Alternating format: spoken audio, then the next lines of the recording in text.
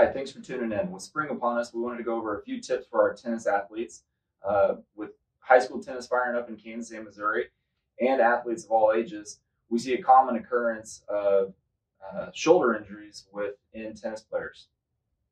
While we do see a lot of other acute injuries in tennis players, chronic injuries or injuries that we see reoccurring with our tennis players focus around the shoulder complex. There's a common theme in most of these chronic injuries when we are working with our tennis athletes, and most of that centers around scapular mechanics and mid-back mobility and control as it relates to the shoulder complex. So today we'll go over a few exercises that will hit some of those areas and help you get started with this as the tennis season starts firing up.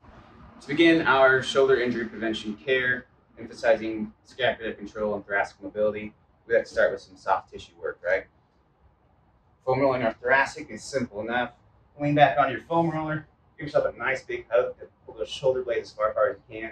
You're going to roll up and down, nice and easy. Find a tender spot, lean on it. You can, once you become comfortable with that, you can roll side to side as well. You can roll all the way over to roll the lats, pulling that arm up.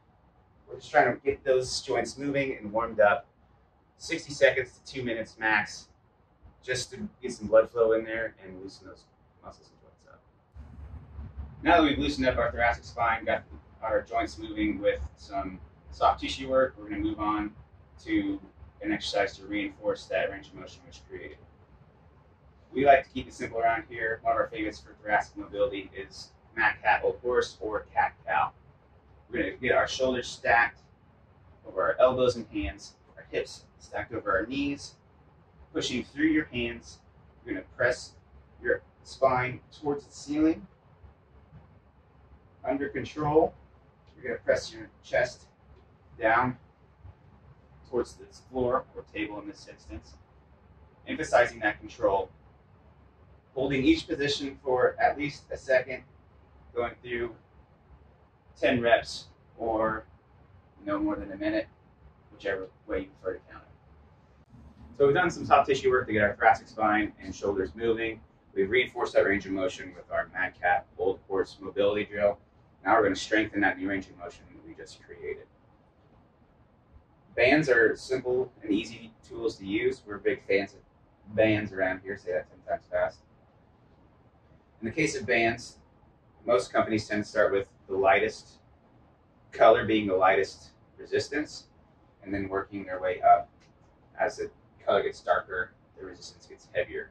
We prefer to keep the resistance light, focusing on a full range of motion at the beginning. So choose the lightest band you have availability to and progress from there.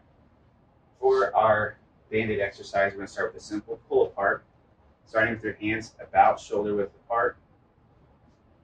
You're going to reach your hands all the way forward, pulling your shoulder blades out. To begin the exercise, you pull your hands apart, shoulder blades back and together, focusing on keeping the shoulders down, not letting them come up.